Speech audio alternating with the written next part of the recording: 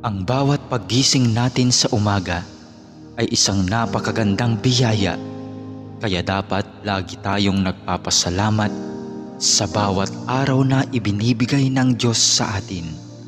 Kaya naman, manalangin tayo sa ngalan ng Ama na siyang lumikha ng langit at lupa. Amen.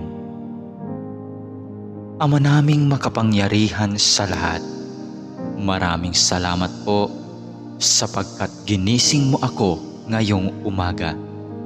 Isang bagong araw na naman ang aking haharapin. At dahil dito, lubos-lubos ang aking pasasalamat. Sa unang mga sandali ng aking araw, nais kong mapuspos ng iyong biyaya at pagmamahal. Kaya narito ako upang makapiling ka sa panalangin. Bantayan mo ako at gawing ligtas sa buong maghapong ito.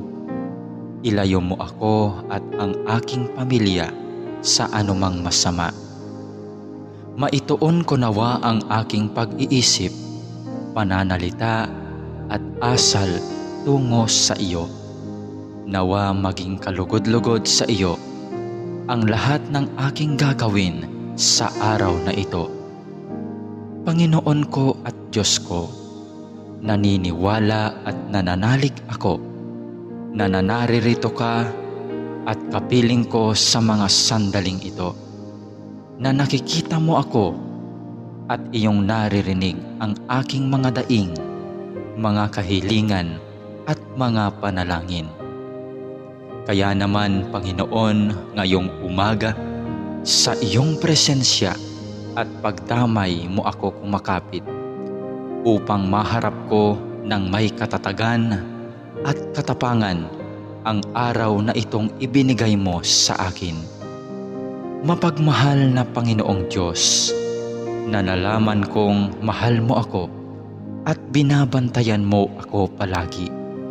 Sa oras man ng kasiyahan at lalong-lalo na sa panahon ng kagipitan at pagsubok. Tulungan mo akong huwag makalimot sa katotohanan ito. Maraming salamat po sa biyaya mong pag-ibig at pag-iingat na hindi mo ipinagkait sa akin, sa kabila ng lahat ng kasalanan at pagkukulang ko. Puno ng pag-asa akong magpapatuloy sa araw na ito sa aking mga dapat gawin dahil na rin sa iyong pagtulong.